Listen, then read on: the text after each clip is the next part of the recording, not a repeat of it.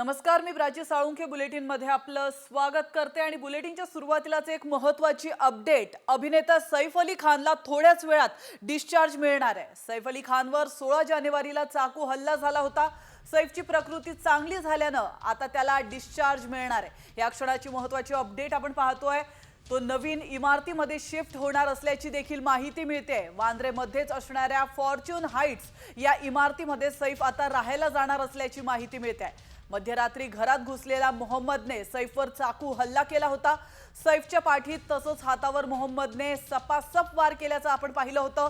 चाकू हल्ल्यानंतर सैफ अली खानवर लीलावती रुग्णालयात सर्जरी करण्यात आली आहे आणि आज थोड्याच वेळात त्याला डिस्चार्ज देखील मिळणार आहे। मात्र या संपूर्ण पार्श्वभूमीवर एक महत्त्वाची अपडेट समोर येते आहे, तर सैफ आता दुसऱ्या इमारतीमध्ये राहायला जाणार आहे। सैफ अली खानवरील हल्ला प्रकरणातील आरोपीबाबत धक्कादायक माहिती समोर आली आहे। आरोपी मोहम्मद शहजादनं भारत बांगलादेश सीमेवरील नदी ओलांडून घुसखोरी केल्याचं तपासात समोर आलंय। तर 7 महिन्यांपूर्वी भारतात प्रवेश केल्यानंतर तो काही काळ कोलकात्यात राहिला। त्यानं कोलकात्यातील व्यक्तीच्या नावावर सिम कार्ड खरेदी केल्याचंही पोलीस तपासात समोर आलंय। त्यानंतर कामासाठी तो मुंबईमध्ये आला।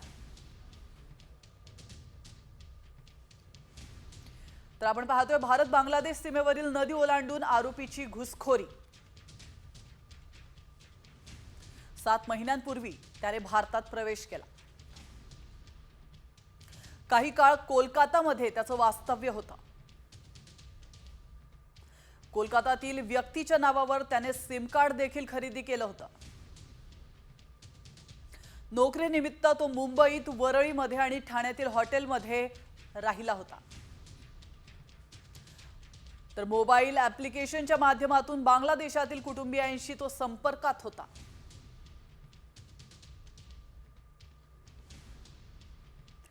दरम्यान सैफवरील हल्ल्याचं रात्री सीन रिक्रिएशन करण्यात आलंय। आरोपी मोहम्मद शहजादला घटनास्थळी नेऊन पोलिसांनी घटनाक्रम समजून घेतलाय। आधी आरोपीला वांद्रे पोलीस ठाण्यातून वांद्रे रेल्वे स्थानकात आणलं गेलं। त्यानंतर वांद्रे रेल्वे स्थानकातून त्याला सैफच्या घरी नेलं गेलं। तो सैफच्या घरामध्ये शिरला कसा आणि पळाला कसा हे पोलिसांनी समजून घेतलंय। तर हा सीन रिक्रिएट नेमका कसा केला गेला आपण पाहूयात। रात्री 11:15 वाजता आरोपीला पोलीस स्टेशन बाहेर काढण्यात आलं। आरोपीला वांद्रे रेल्वे स्टेशनला आणलं गेलं। वांद्रे स्टेशनवरून सैफ अली खानच्या घरी त्याला नेण्यात आलं। सैफच्या घरी आरोपी मोहम्मद शहजादची चौकशी करण्यात आली। तर आरोपी घरात शिरला कसा आणि पळाला कसा हे पोलिसांनी व्यवस्थित समजून घेतलं। पोलिसांनी हल्ल्याचा संपूर्ण घटनाक्रम समजून घेतला। तर सैफच्या कुटुंबियांची भोपाळमधील 15,000 करोडची संपत्ती सरकारच्या ताब्यात जाण्याची शक्यता आहे। मिळालेल्या माहितीनुसार भोपाळमध्ये ऐतिहासिक वारसा हक्काने मिळालेल्या संपत्तीवर 2015 पासून कोर्टाकडून स्टे देण्यात आला होता। तर भोपाळ हायकोर्टाने पटौदी परिवाराच्या याचिकाकर्त्यांना आपली बाजू मांडण्यासाठी काही दिवसांचा वेळही दिला होता। मात्र पटौदी घराणे दिलेल्या वेळेमध्ये आपली बाजू न मांडल्यामुळे कोर्टाकडून लावण्यात आलेला स्टे आता काढण्यात आलाय।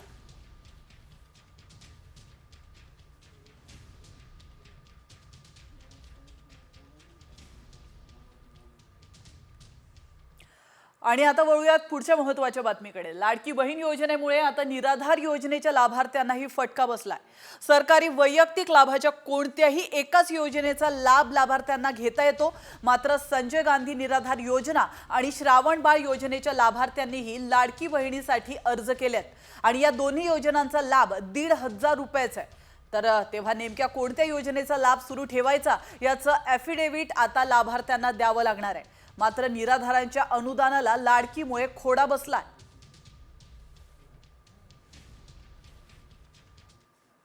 आणि आता एक राजकीय बातमी आहे। महायुतीमध्ये पालकमंत्री पदावरून वाद चांगलाच टोकाला गेला। हा वाद दिल्ली दरबारी गेल्यामुळे नाशिक आणि रायगडच्या पालकमंत्री पदाला स्थगिती देण्यात आली। नाशिकच्या पालकमंत्री पदाबाबत भाजप आग्रही आहे। तर आगामी कुंभमेळा आणि स्थानिक स्वराज्य संस्थांच्या निवडणुकीच्या पार्श्वभूमीवर पालकमंत्री पद भाजप स्वतःकडे ठेवण्याची शक्यता आहे। तर शिंदेंच्या शिवसेनेमध्ये मोठी घडामोड पाहायला मिळते। पालकमंत्री पदावरून नाराज असलेले भरत गोगावले हे आज उपमुख्यमंत्री एकनाथ शिंदेंची भेट घेणार आहेत।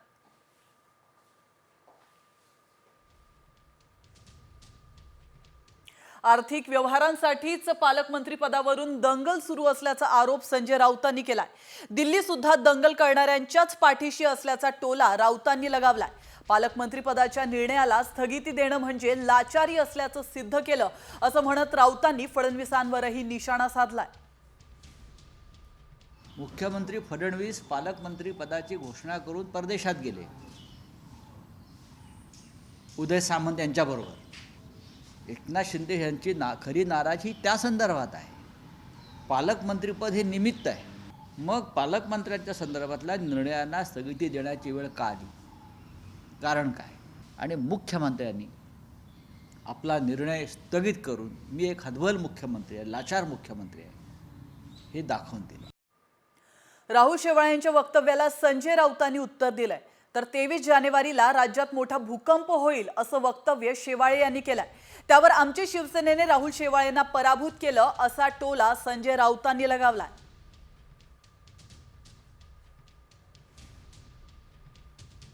23 जानेवारीला एक मोठा स्फोट होण्याची शक्यता आहे, एक राजकीय भूकंप होण्याची शक्यता आहे। म्हणून आपल्या पक्षाचं अस्तित्व टिकवण्याकरता, आपल्या पक्षातल्या आमदारांना टिकवण्याकरता अशा बातम्या वडेट्टीवार आणि संजय राऊत पसरवत आहेत।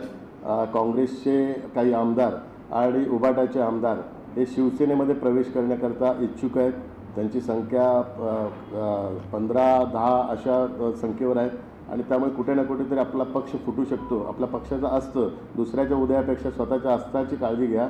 आपल्या पक्षाच्या अस्त्राची आता वेळ आलेली आहे, त्यामुळे हा पक्षाचा अस्त्र होऊ नये म्हणून हा 23 जानेवारीला जो राजकीय भूकंप होणार आहे। राहुल शेवाळे काय बोलतात त्याच्यावर जाऊ नका। राहुल शेवाळ्यांचा पराभव शिवसेनेने केलेला आहे, दारुण।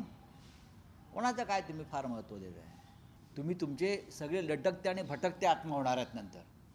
या दारातून त्या दारात, ह्या दारातून सगळे लटकते भटकते आत्मा फिरणार आहेत। अमित शहांचा आशीर्वाद आहे म्हणून निवडणूक आयोग तुमच्या पाठीशी आहे। अमित शहांचा आशीर्वाद आहे म्हणून सर्वोच्च न्यायालय हवा तसा निकाल तुम्हाला देतो आहे। अजून काय आहे तुमच्याकडे?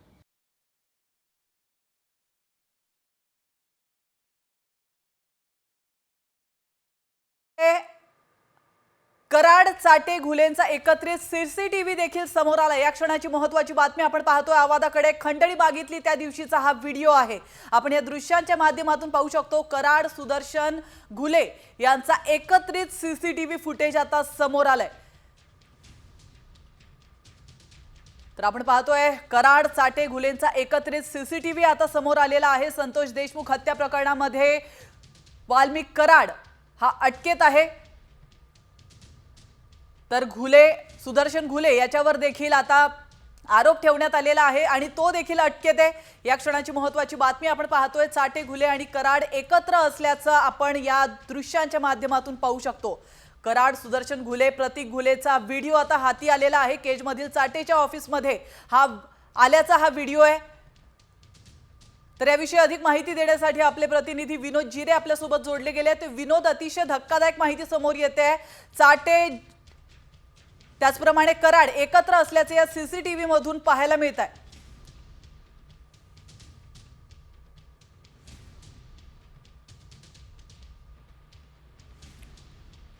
विनोद, माझा आवाज तुमच्यापर्यंत पोहोचत असेल तर आपण या दृश्यांच्या माध्यमातून पाहू शकतो कराड चाटे आणि घुले एकत्रित असल्याचं पाहायला मिळतंय। सीसीटीव्ही फुटेज समोर आलंय, काय अधिक माहिती मिळते?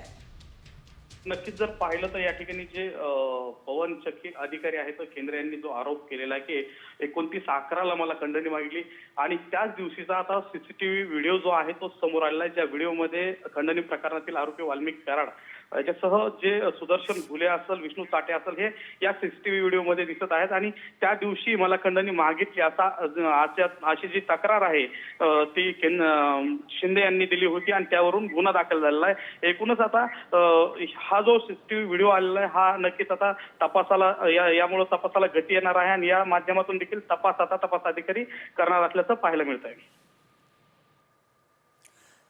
विनोद, याच्यानंतर माफ करा, पोलिसांकडून काय अधिक माहिती मिळाली आहे? नक्कीच याविषयी आम्ही जे तपास अधिकारी आहेत त्यांच्याशी संपर्क साधण्याचा प्रयत्न केलेला आहे. मात्र जो तपास आहे तो गोपनीय असल्याचं त्यांनी सांगितलं गेलेलं आहे आणि त्याच्यामुळं त्यांनी जी माहिती आहे ती माहिती अद्यापपर्यंत तरी दिलेली नाही. नक्कीच विनोद, आमच्यासोबत असंच तुम्ही थांबा. आत्ताची घडीची सगळ्यात महत्त्वाची बातमी आपण पाहतोय. अधिक माहिती तुमच्याकडून घ्यायची आहे. मात्र हेच ते सीसीटीव्ही फुटेज आहे ज्यामध्ये घुले आणि वाल्मिक कराड एकत्र असल्याचं आपण या दृश्यांच्या माध्यमातून पाहू शकतो. आवादा कंपनीकडे खंडणी मागितली त्या दिवशीचा हा सीसीटीव्ही फुटेज आहे जो आता समोर आलाय. कराड, चाटे आणि घुलेंचा हा एकत्रित सीसीटीव्ही फुटेज आहे. तर अगदी दररोजच या प्रकरणामध्ये नवनवीन खुलासे होताना पाहायला मिळत आहेत, नवनवीन दृश्य समोर येत आहेत आणि त्यापैकीच हा सीसीटीव्ही फुटेज आता समोर आलेला आहे.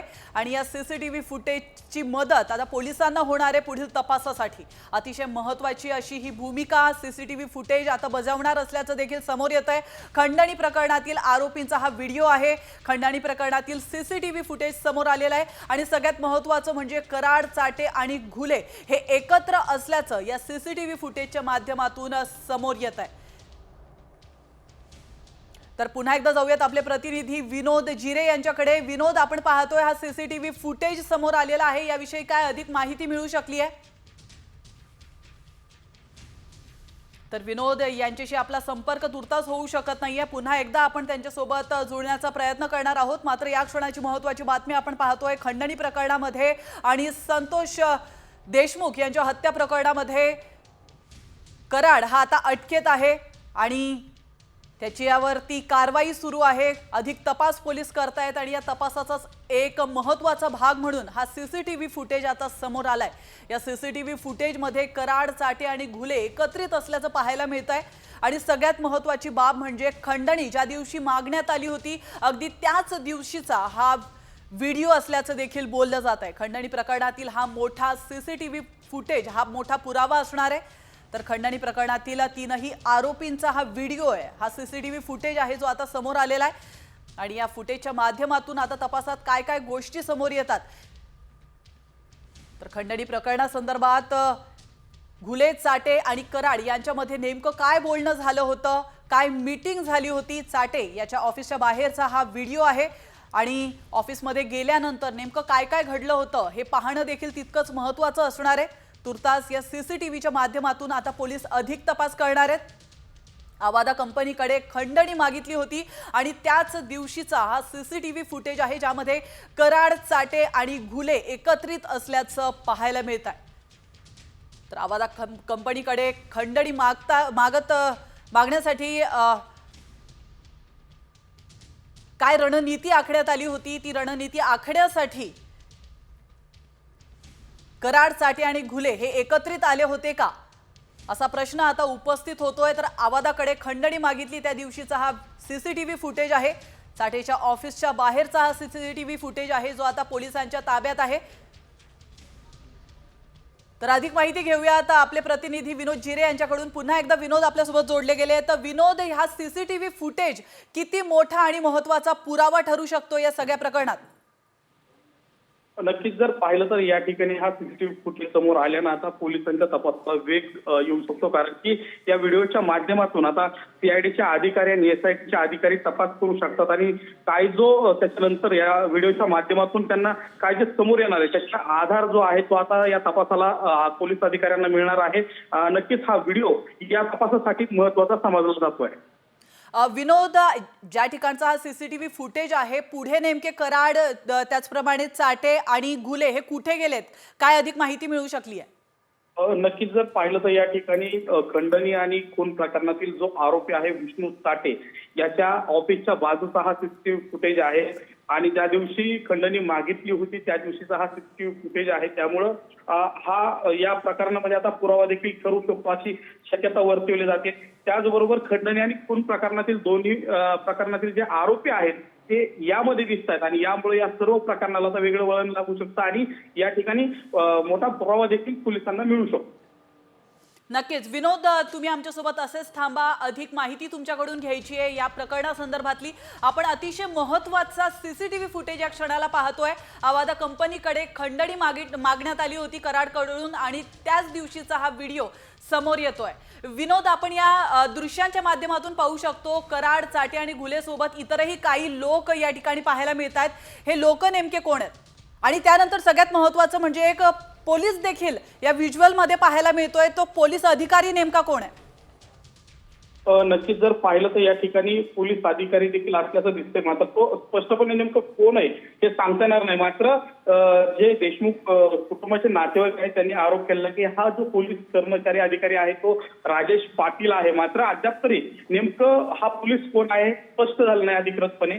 मात्र या ठिकाणी पोलीस देखील दिसतात आणि काही या ठिकाणी नागरिक देखील दिसतात.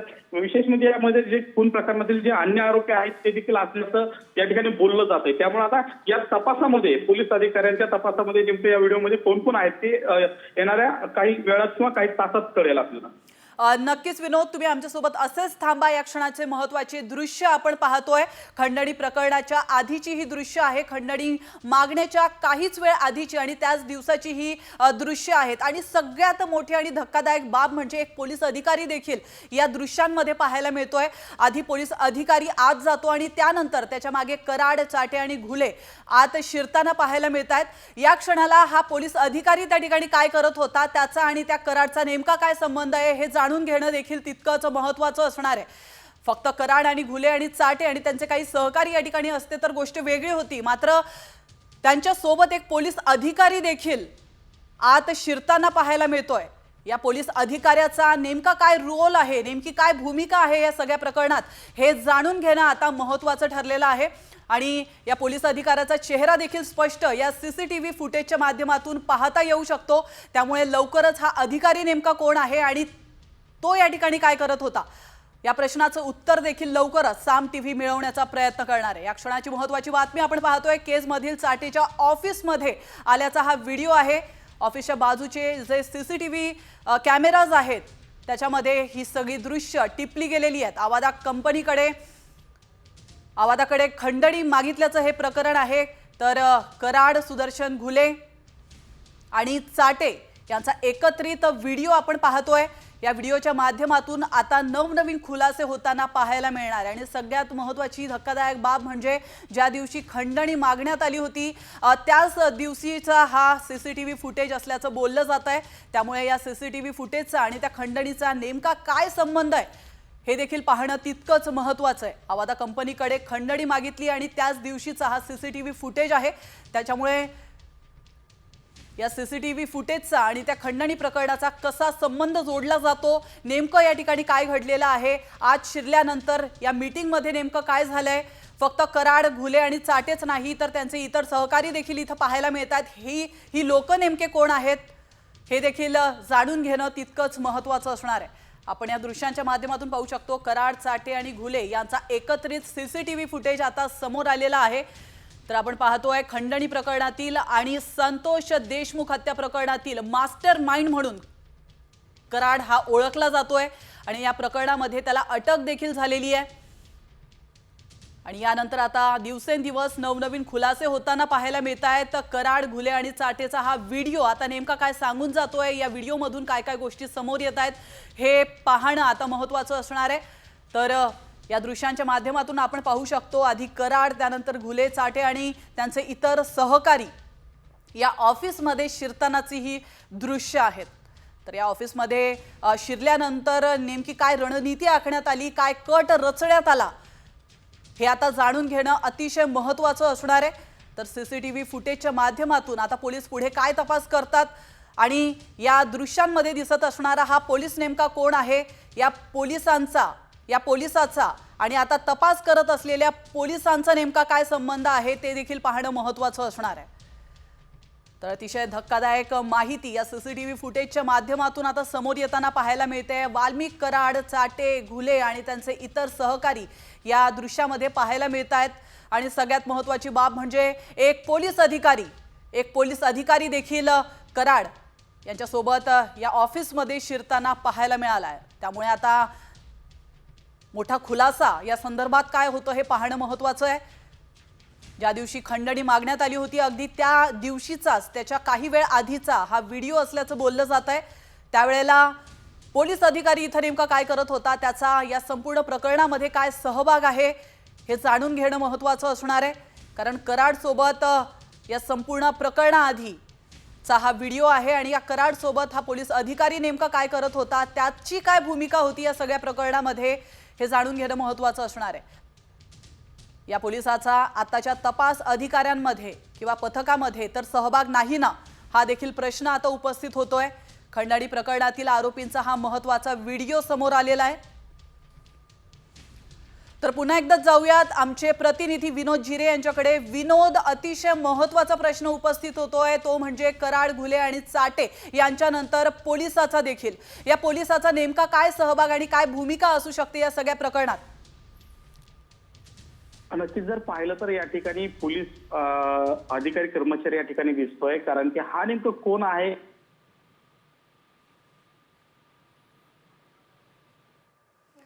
धन्यवाद विनोद, तुम्ही दिलेल्या महत्त्वपूर्ण माहितीबद्दल। पुन्हा एकदा आपण विनोद जिरे यांच्यासोबत जोडण्याचा प्रयत्न करणार आहोत आणि आताची महत्त्वाची बातमी आपण पाहतोय, सीसीटीव्ही फुटेज कराड, घुले आणि चाटेचं समोर आलेलं आहे। या व्हिडिओच्या माध्यमातून आता काय गोष्टी समोर येत आहेत हे पाहणं महत्त्वाचं आहे। आणि आता वळतो पुढच्या बातमीकडे। बीड जिल्ह्यातून राजकीय खळबळ उडवून देणारी बातमी समोर येते। बीड जिल्ह्यातल्या 13 सरपंचांचं आणि 418 सदस्यांचं पद रद्द करण्यात आलंय। जिल्हाधिकाऱ्यांनी ही कारवाई केली आहे। ग्रामपंचायत निवडणुकीमध्ये राखीव जागांवर निवडून आल्यावर जात वैधता प्रमाणपत्र देणं हे बंधनकारक असतं, मात्र या सर्वांनी मुदतीच्या आत जात वैधता प्रमाणपत्र दिलेलंच नाहीये। तर आष्टी, अंबाजोगाई, वडवणी, पाटोदा, माजलगाव, केज आणि धारूर या तालुक्यातील 413 ग्रामपंचायत सदस्य आणि 13 सरपंचांचं सदस्यत्व रद्द करण्यात आलंय। आणि आता महत्त्वाची अपडेट समोर येते। पुण्यातील शिरूर गोळीबाराच्या घटनेनं हादरलाय। तर जुन्या वादाच्या रागातून एका आरोपीनं हवेत गोळीबार केलाय। या गोळीबारातून तरुण थोडक्यात बचावलाय। आपण या दृश्यांच्या माध्यमातून पाहू शकतो। कृष्णा जोशी असं या गोळीबार करणाऱ्या आरोपीचं नाव आहे। गोळीबाराची घटना सीसीटीव्ही कॅमेऱ्यात कैद झाली आहे।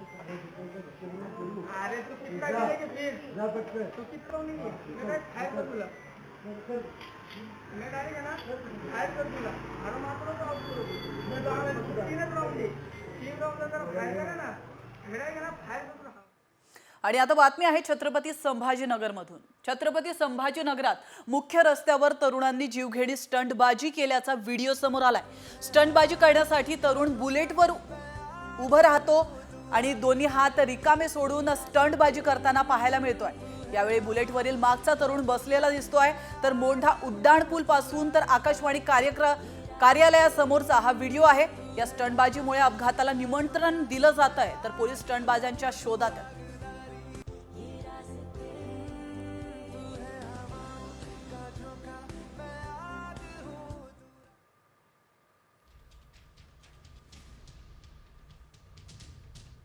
शेतकऱ्यांसाठी सर्वात मोठी बातमी, कारण 1 रुपयात मिळणारा पीक विमा योजना बंद होण्याची शक्यता आहे। बोगस अर्ज आणि गैरव्यवहारांमुळे 1 रुपयातील पीक विमा योजना बंद करण्याची शिफारस करण्यात आली आहे। तर कृषी आयुक्तांच्या अध्यक्षतेखालील समितीने ही शिफारस केली आहे। एका अर्जापोटी शेतकऱ्याने किमान 100 रुपये भरावेत अशी ही सूचना समितीने केली आहे। ओडिशातही 1 रुपयात पीक विमा योजना राबवण्यात आली होती, मात्र तिथे मोठ्या प्रमाणात भ्रष्टाचार झाला आणि त्यामुळे ती योजना बंद करण्यात आली। आता महायुती सरकार याबाबत कोणता निर्णय घेतं हे पाहणं महत्त्वाचं आहे। तर आपण पाहतोय बीडमध्ये 1,09,264 बोगस अर्ज सापडलेले आहेत आणि साताऱ्यात 53,137 पीक विम्यासाठी सर्वाधिक बोगस अर्ज सापडलेत।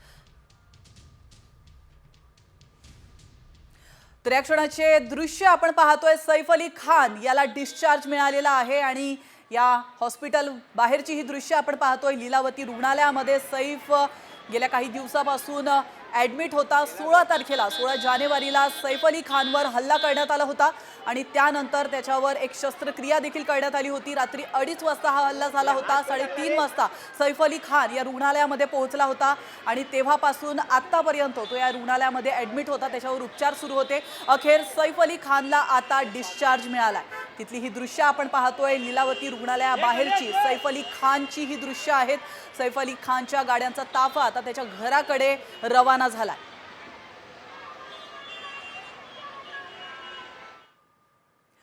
तर आपण पाहतो या क्षणाची महत्त्वाची बातमी. गेल्या 5 दिवसांपासून सैफ अली खान हा रुग्णालयामध्ये दाखल होता. त्याच्यावर उपचार सुरू होते. आता अखेर त्याला डिस्चार्ज मिळालेला आहे आणि महत्त्वाचं म्हणजे त्याची प्रकृती अतिशय चांगली असल्याची माहिती देखील डॉक्टरांनी दिली आहे.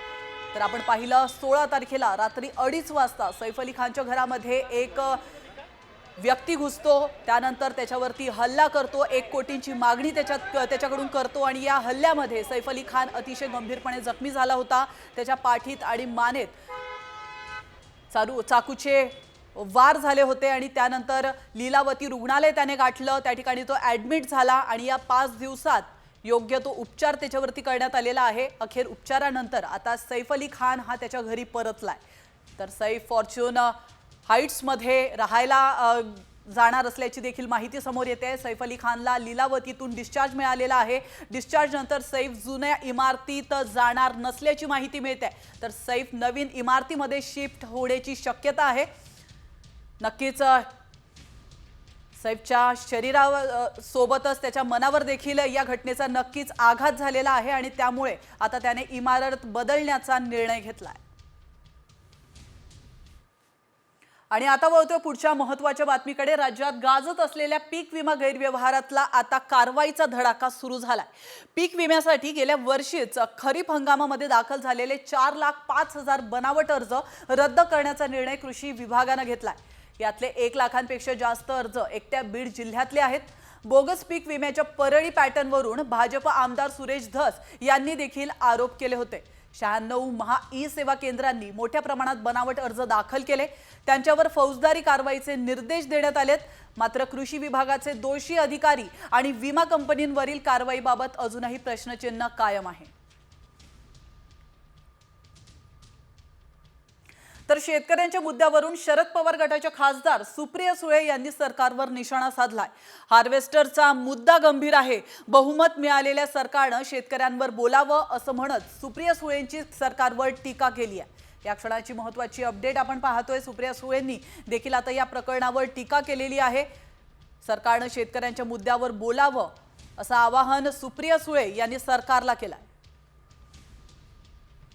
3-4 शेतकऱ्यांच्या बाबतीतले इलेक्शनच्या आधीचे निर्णय, इलेक्शनच्या नंतरचं नुसता निर्णय नाही, वास्तव ह्याचा आपण सगळ्यांनीच गांभीर्याने नोंद घेतली पाहिजे. एक तर हार्वेस्टरचा जो अतिशय गंभीर प्रश्न, तो नुसता आरोप नाही झाला आहे, तो आरोप कोर्टानेही सरकारला प्रश्न विचारलेत. त्याच्या उत्तराची मी वाट बघते. त्यामुळे माझी अपेक्षा की एवढा मोठा मॅन्डेट आलेल्या सरकारने ह्या विषयांवर बोललं पाहिजे. आणि आता घेऊयात बातम्यांचा वेगवान आढावा. Top 50 news. पश्चिम रेल्वेवर 24 आणि 25 जानेवारीला 277 लोकल रद्द असणार आहेत. माहीम वांद्रे पुलासाठी ब्लॉक घेतला जाणार आहे. त्यामुळे लांब पल्ल्याच्या गाड्यांचं वेळापत्रक बदलण्यात आलंय. वेळापत्रक पाहूनच घराबाहेर पडण्याचं रेल्वे प्रशासनानं आवाहन केलंय. तर मुंबईकरांना लवकरच एसी ट्रेन मिळणार असल्याची माहिती केंद्रीय मंत्र्यांनी दिली आहे. मुंबईत मोनोरेल, मेट्रो आणि बेस्ट असतानाही लोकल ट्रेन ही मुंबईची लाईफलाईन आहे. 18 महिन्यांच्या विलंबानंतर पुन्हा मुंबईकरांना एसी लोकल ट्रेन उपलब्ध करण्याच्या दिशेनं काम सुरू आहे.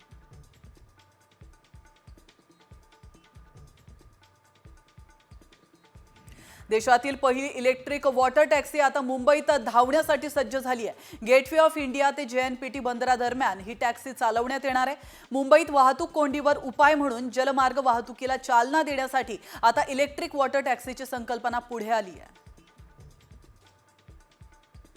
वनपर्यटनात नियमांचं उल्लंघन करणाऱ्या पर्यटकांना 3 ते 25,000 रुपयांपर्यंतचा दंड होणार आहे। याबाबत वन विभागाने मुंबई हायकोर्टाच्या नागपूर खंडपीठात प्रतिज्ञापत्र सादर केलंय। वन विभागाने वन पर्यटकांचे पर्यटनाचे नियमन न करण्यासाठी SOP निश्चित केली आहे। पुढील महिन्यापासून सुरू होणाऱ्या 10वी-12वी परीक्षेसाठी कॉपीमुक्त जनजागृती सप्ताह आयोजित करण्यात आलाय। त्या अनुषंगाने अहिल्यानगरच्या रेसिडेन्शियल हायस्कूलमध्ये विद्यार्थ्यांना कॉपीमुक्त अभियानाची शपथ देण्यात आली।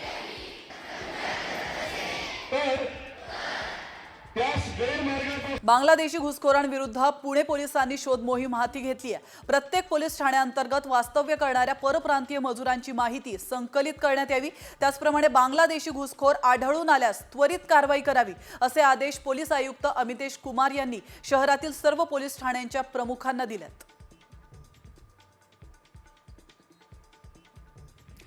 मुख्यमंत्र्यांच्या उपस्थितीत पुण्यातील ड्रग्जचा साठा नष्ट केला जाणार आहे। फेब्रुवारीत मुख्यमंत्र्यांच्या हस्ते MD ड्रग्ज नष्ट करण्याचं नियोजन पुणे पोलिसांनी आखलंय। मागच्या वर्षी अंमली पदार्थ तस्करीचा आंतरराष्ट्रीय रॅकेटचा पर्दाफाश पुणे पोलिसांनी केला होता। या जप्त ड्रग्ज साठ्याची मुख्यमंत्र्यांच्या हस्ते होळी केली जाणार आहे। पनवेलच्या पिल्लई महाविद्यालयाच्या अलेग्रिया महोत्सवाला मनसेनं विरोध केलाय। गतवर्षी या महोत्सवामध्ये अश्लीलता आणि महाराष्ट्रातील संस्कृतीचा अपमान केल्याचा आरोप मनसेनं केलाय। यंदाही तसा प्रकार आढळल्यास महोत्सव होऊ देणार नाही असा इशारा मनसे शहराध्यक्ष योगेश चिले यांनी पत्रातून दिलाय। भारतीय संविधानाच्या 75व्या अमृत महोत्सव निमित्त कोल्हापूर जिल्ह्यातील आदर्श गुरुकुल शिक्षण संस्थेच्या वतीने संविधान महावाचन उपक्रम आयोजित करण्यात आलाय। या उपक्रमांतर्गत 7 दिवसात दररोज संविधानाचं वाचन केलं जातं। 1111 विद्यार्थी एकाच वेळी संविधान वाचतात। राज्यात चिकनगुनियाचा धोका वाढण्याची शक्यता आहे। गेल्या वर्षीच्या तुलनेत यंदा पहिल्या पंधरवड्यात चिकनगुनियाच्या रुग्णसंख्येमध्ये दुपटीने वाढ झाली आहे। 1 ते 16 जानेवारी दरम्यान राज्यात चिकनगुनियाचे 130 रुग्ण आढळलेत। तर रायगड जिल्ह्यातही बर्ड फ्लूचा शिरकाव झालाय। उरण तालुक्यातल्या चिरनेर गावामध्ये घरगुती कोंबड्यांनाही लागण झाली आहे। खबरदारीचा उपाय म्हणून 1000पेक्षा जास्त कोंबड्यांची शास्त्रीय पद्धतीने विल्हेवाट लावण्यात आली आहे। त्याचप्रमाणे 1 किलोमीटर परिसरात बंदीही घालण्यात आली आहे। तुळजाभवानी मंदिर संस्थानच्या 1500 एकर जमिनीवर सोलार प्रकल्प उभारला जाणार आहे आणि यासाठी 1350 कोटी रुपये गुंतवणूक करणार असून 300 मेगावॅटचा हा प्रकल्प आहे। तर देशभरातील नामांकित 10 कंपन्यांनी हा प्रकल्प उभारण्यासाठी पुढाकार घेतल्याची माहिती आमदार राणा जगजित सिंग पाटलांनी दिली आहे। संत नामदेवांच्या पंढरपूरमधील स्मारकाचं काम मागील 10 वर्षांपासून रखडलंय। 2014 पासून संत नामदेवांचं वंशज त्याचप्रमाणे समाजातील प्रतिष्ठित लोक या स्मारकासाठी प्रयत्न करतायत, मात्र त्यास विलंब होतोय।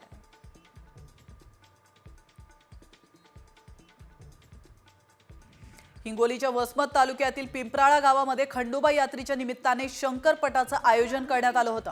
या शंकरपाटात परिसरातील शेकडो बैलगाडा मालकांनी सहभाग घेतला होता। यावेळी सुसाट वेगाने धावणाऱ्या बैलगाड्या सगळ्यांचेच लक्ष वेधून घेत होत्या। विराट कोहली रणजी मॅच मध्ये खेळणार आहे। तब्बल 12 वर्षांनंतर विराट रणजी मॅच खेळताना दिसणार आहे। 30 जानेवारीपासून दिल्लीची मॅच रेल्वे विरुद्ध होणार आहे आणि या मॅच मध्ये खेळण्यासाठी विराट कोहली उपलब्ध असेल अशी माहिती दिल्ली टीमच्या कोचने दिली आहे।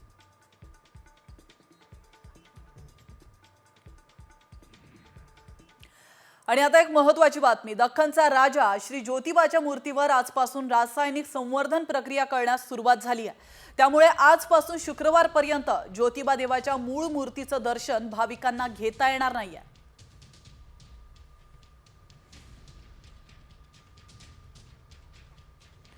तर याचा आढावा घेतलाय आमचे प्रतिनिधी रणजित माझगावकर यांनी। पाहूयात। दख्खनचा राजा श्री क्षेत्र ज्योतिबाच्या मूर्तीवर आजपासून संवर्धन प्रक्रियेला सुरुवात झालेली आहे। आजपासून शुक्रवारपर्यंत म्हणजे 4 दिवस ज्योतिबाच्या मूळ मूर्तीचं दर्शन भाविकांना घेता येणार नाही। मूळ मूर्तीचा जो शेप आहे, आकार आहे, यामध्ये कुठल्याही पद्धतीचा बदल होऊ नये यासाठी मोठ्या प्रमाणात प्रयत्न केले जात आहेत। तसे प्रशासनाचे संवर्धन करणाऱ्या टीमला आदेश देखील आहेत। त्यामुळं 1930 ते 35च्या दरम्यानची जे फोटो आहेत, ज्योतिबाचे फोटो आहेत, यावेळचं ज्या पद्धतीची मूर्ती होती तशीच मूर्ती पुन्हा संवर्धन प्रक्रियेनंतर व्हावी असा प्रयत्न केला जाणार आहे। मात्र या संवर्धन प्रक्रियेमुळं पुढील 4 दिवस ज्योतिबा देवाचं जे दर्शन आहे हे भाविकांना बंद राहणार आहे आणि 4 दिवसाची संवर्धन प्रक्रिया पूर्ण झाल्यानंतर पुन्हा पूर्ववत ज्योतिबाच्या गाभाऱ्यात जाऊन देवाचं दर्शन नागरिकांना किंवा भाविकांना घेता येणार आहे। रणजित माजगावकर, साम टीव्ही, ज्योतिबा, कोल्हापूर। आणि आता घेऊयात बातम्यांचा वेगवान आढावा। 36 जिल्हे 36 रिपोर्टर। हुल्लडबाज दुचाकी स्वारांवर धडक कारवाई वर्ध्याच्या वाहतूक शाखेनं केली आहे। 50हून अधिक मॉडिफाय सायलेन्सर बुलडोझर खाली दाबून नष्ट करण्यात आलेत। टवाळखोर मुले सायलेन्सरमध्ये मॉडिफाय करून कर्कश आवाज करत फिरत असतात। अशांवर आता पोलिसांनी कारवाई सुरू केली आहे। तर कोल्हापुरात पाणीपट्टी वसुलीसाठी गेलेल्या महानगरपालिकेच्या पथकावर हल्ला झालाय। मंगळवार पेठ परिसरामध्ये ही घटना घडली आहे। यावेळी पालिकेचे कर्मचारी उमेश साळुंखे यांना जबर मारहाण करण्यात आली आहे। या घटनेमुळे महानगरपालिकेचे कर्मचारी दहशतीखाली आहेत।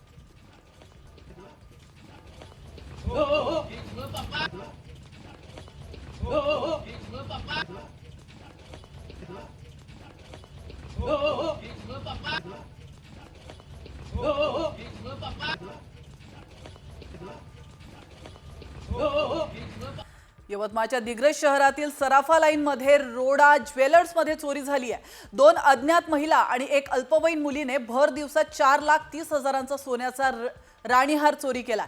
ही घटना सीसीटीव्ही कॅमेऱ्यात कैद झाली असून या घटनेमुळे व्यापाऱ्यांमध्ये मोठी खळबळ माजली आहे।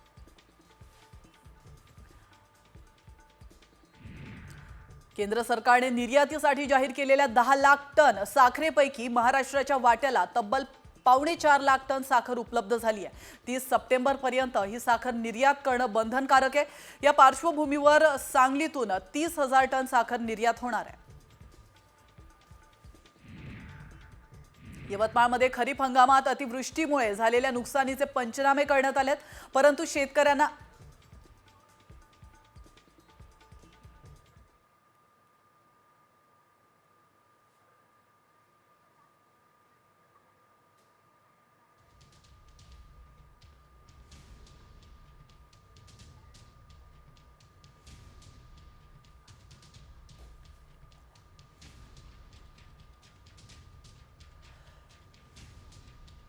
तर आताची ब्रेकिंग न्यूज आपण पाहतोय। कराड चाटे घुलेचा एकत्रित सीसीटीव्ही समोर येतोय। आवादाकडे खंडणी मागितली त्या दिवशीचा हा व्हिडिओ आहे। तर याविषयी अधिक माहिती देण्यासाठी, प्रतिक्रिया देण्यासाठी आपल्यासोबत मनोज जरांगे पाटील जोडले गेलेले आहेत। जरांगेजी, आपलं साम टीव्ही मध्ये स्वागत आहे। एक धक्कादायक असा सीसीटीव्ही फुटेज समोर येतोय।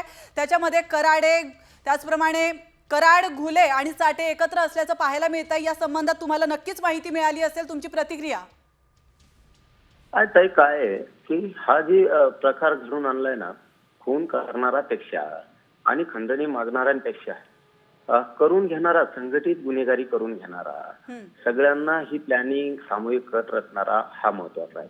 जो खंडणीतला तो आरोपी, ते सरमाडका काय ते कोणी ते, यांनी सगळे ह्या गोष्टी घडून आणल्यात। बहुतेक यांना एखाद्या सरकारमधल्या मंत्र्यांचा सुद्धा हात आहे, हा सुद्धा आता SITनं, CIDनं आणि पोलीस प्रशासनानं तपासून काढणं गरजेचं आहे। आता सगळ्यात मोठी चॅलेंज आणि जबाबदारी ही मुख्यमंत्री फडणवीस साहेबांवरती आहे। कारण जर आता ही अशी उकल व्हायला लागली, खंडणी मागायला पाठवणं, तसं आता सीसीटीव्ही मध्ये सुद्धा आपल्या चॅनलच्या माध्यमातून आता ऐकतोय आम्ही की आता त्यांचं एक व्हिडिओ पण समोर येतोय सीसीटीव्हीचा। तर मग या माणसाने सामूहिक कट रचला, खंडणी मागणं आणि खून करणं। म्हणजे खून करणारे आणि खंडणीतले हे आरोपी एकच आहेत आणि खंडणी मागणारा सुद्धा। यांनी काय केलंय, घरी बसलाय कुठं बसलाय माहित नाही, यांनी बसून बहुतेक ही सामूहिक कट रचला, खंडणी मागा आणि खून पण करा।